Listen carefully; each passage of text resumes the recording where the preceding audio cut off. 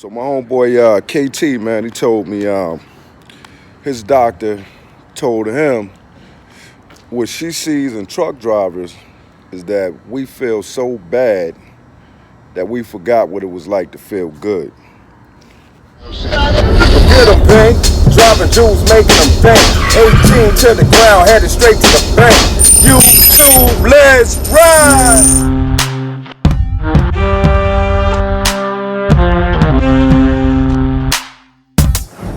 YouTube, what up? Yo, what's shaking out there, man? Yo, listen, man. Yo, let's get this week started, man. BINK just came off a proper weekend. Got off Saturday morning. We back out here Monday morning. Proper weekend for a truck driver. Put a few extra pounds on. Put on about an extra 4 pounds. I think I weighed in at, what was it, 260, 261? Yeah, man, BINK put on, 261, man, but I think it's just water weight. We've been doing a couple of cheat days, man, one too many cheat days, but we're about to hop back on it, man. Headed to Jackson, Mississippi right now. So once I get to Jackson, it's a 6.5 hour drive. Get out there, go knock out some burpees before I go to sleep, just to get that blood circulating. Listen, man, we're about to start. Man, listen, man, it's about to get hot out here. We're about to start killing it again.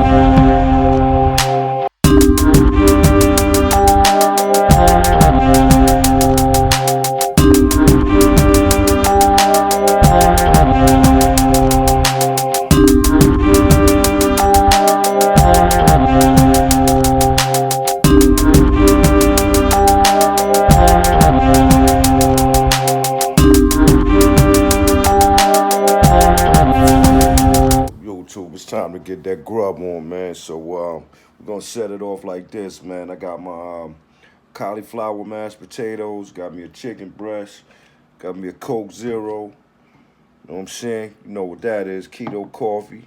Got my water over here. It's the mashed potatoes right here, man. Yeah, cauliflower mash. It's the roasted garlic.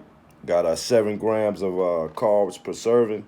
It's got about 3 servings in there, man, for a grand total of 21 grams of carbs if you eat the whole thing. So, man, BINK gonna smash the whole thing. So, by the time my legs fatigue, now I'm doing push-ups. So now I got energy in my arms. So let's go.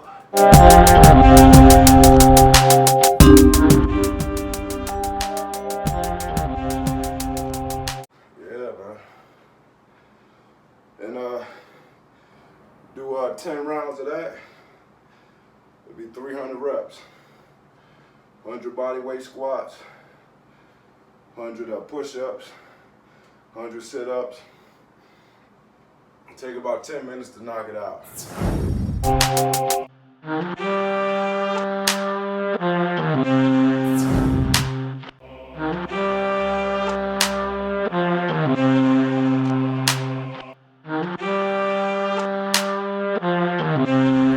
Listen, man, it's go time, y'all. It's go time. Listen, this weather's about to break. It's about to get warm. Truck is about to start trucking. DOT about to start DOTing. Listen, I said truck is about to start trucking. DOT is about to start DOTing, man. Listen, there's no secret out here in these streets. YRC, we run some older equipment. But the equipment is actually up to DOT standards. I've had 3 DOT inspections since I've been here. Passed every last one of them with flying colors. Y'all seen it a couple of weeks ago. Passed with flying colors, man. Even with, I think the first one I had an older yellow truck with the rust going down the side. I passed one with an older roadway tractor. Dog, passed with flying colors. YRC, the thing about it, if you do your pre-trip inspection and you find something wrong with that truck, you don't drive it. You put it in the shop and go right on the clock. I'm gonna say that one more time. Put it in the shop and go right on the clock. It's not like at other you know, LTL companies or other trucking companies where you got to wait 2 hours to get paid. No. As soon as you find something wrong with that truck, you go right on the clock, man. Just put it in the shop and you go on the clock, man. If you're at a dock terminal, they don't have a maintenance facility, call your home terminal, call a maintenance department. As soon as they pick up the phone, you're on the clock the whole time, man. If you're out there for 5 hours, you get paid for 5 hours. Just that simple. So there's no excuse to be out here on the road failing DOT inspections. Now, granted, we all can overlook something. You know, you might have a chafed airline or something small, man, they might find.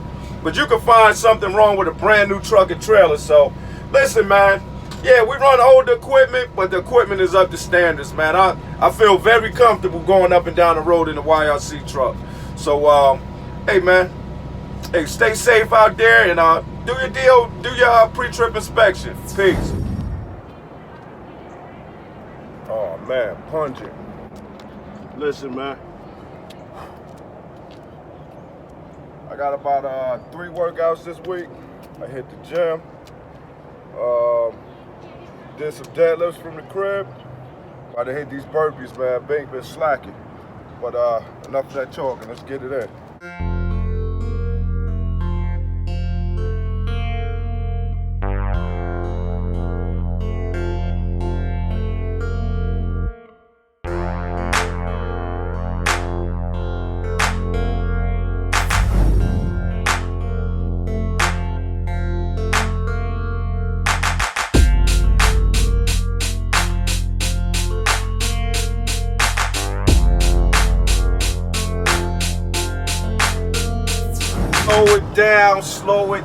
Slow it down, man. Hey, man, what's wrong with y'all out there, man? Why we still tailgating 4-wheelers, man? Jeez, man, what's the rush? Listen, don't let a company stress you out about some freight, man. It's just freight. Don't let a company stress you out about making deliveries. I don't care who it is, man. Because if you get out here and kill somebody, I'm gonna tell you what that company gonna do. They're gonna go to court. They're gonna bring all the fancy lawyers out. They're gonna clear their name. Once they clear their name, they're gonna leave you hanging, man. You're gonna be there by yourself, unless you can afford one of those high-dollar attorneys, man. But the company, they're gonna clear their name, and they're gonna leave you there by yourself, man. That's the game. That's how it works, man. Slow it down, man. Slow it down, man, for you and your family. There's no need to tailgate a 4-wheeler, man. I'm a truck driver, but I have family members that ride up and down these roads.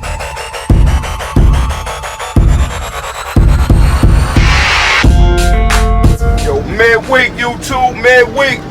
Listen, down here in Ocala, beautiful day down here in Florida. Your boy got out there, smashed 150 burpees like it wasn't nothing. Light work, man. Light work. Alright, but listen, man. Headed straight back to Atlanta. Almost had a run going to Charlotte. Actually, these trailers are going to Charlotte, but they need me to route them to Atlanta for some reason. Hey, we ain't gonna complain, man. So that Charlotte, that would have been 496 miles. We're going to take this 381. We're gonna hurry up and get back, and we're gonna hop right on the board, man. It's midweek, man. Got to make it look like something, man. We looking a little light in the pockets right now, so gonna make it happen. The way I'm running this week, it just looks like a bid, man. It looks like a bid mileage-wise, man. 384 to go to Jackson and back, and then Ocala back to Atlanta. 381 down and back. It looks just like a bid week.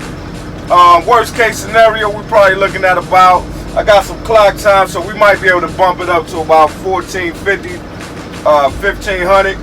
But I might get back. It's the week is we're still in the middle of the week. Tomorrow, Thursday, something could happen. You know, they could pull a rabbit out their hat and make it look like something. But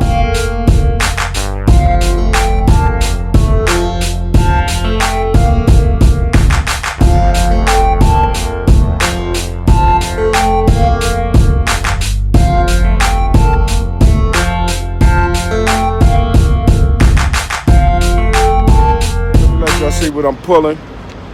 Rear trailer yellow, lead trailer rollway. Bring it all together. Man, we all YRC, man, Yellow Roadway Corporation. But yeah, man, oh yeah, we got a sire back there.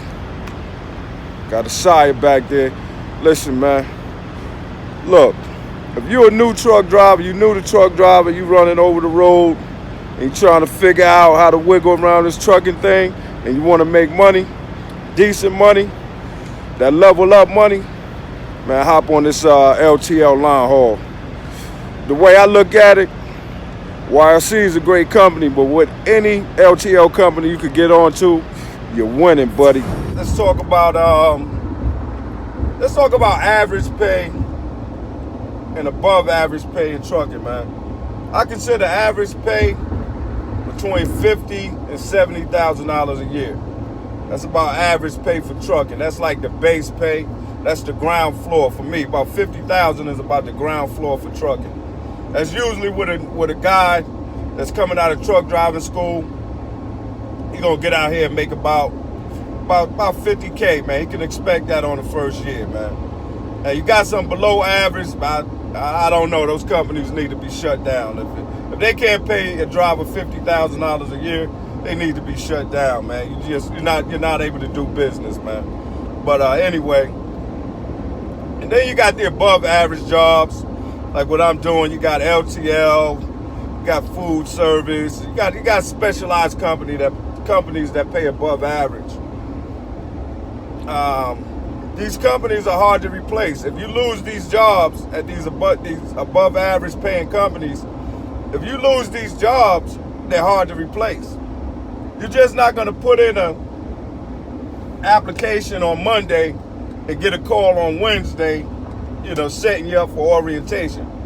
It's not going to happen in this LTL world, the food service world. It's not going to happen in the fuel hauling world. It's not going to happen. Any specialized carrier work, it's not going to happen. You're not just going to recoup that job. There's always an exception to the rule. You got some guys, I know some people going to say, hey, my wife can hold down the household. Hey, that's cool, but we're talking about the average truck driver. Don't have these luxuries of somebody that's going to be able to hold down the house while you wait 2-3 months for one of these above average jobs. Because that's usually what it takes, man, to get some of these above average paying jobs, man. They're just hard to replace. Now, you can get lucky, and get on with a Walmart, but get in line. Old Dominion, get in line. UPS Freight, UPS, get in line, man.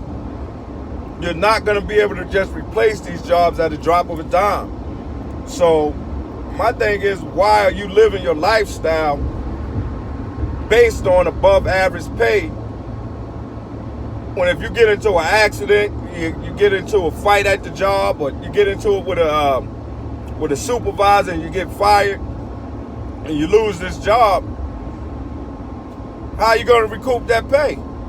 If that's what your lifestyle is based on. So your lifestyle is based on an above average pay. So why are you living, why are you buying luxury cars based on that pay? Why are you buying houses based on that above average pay? Because I bought my house, I was making a hard $50,000 a year when I bought my house. So my lifestyle is based on $50,000 a year. Do I want to make $50,000 a year? No, heck no. But if I had to take a lower paying job, I can. And still live comfortably. I might not be able to put as much money in my 401k. I might not be able to do certain trips, things of that nature. But as far as my lifestyle going to stay the same. I'm still going to be BINK the trucker.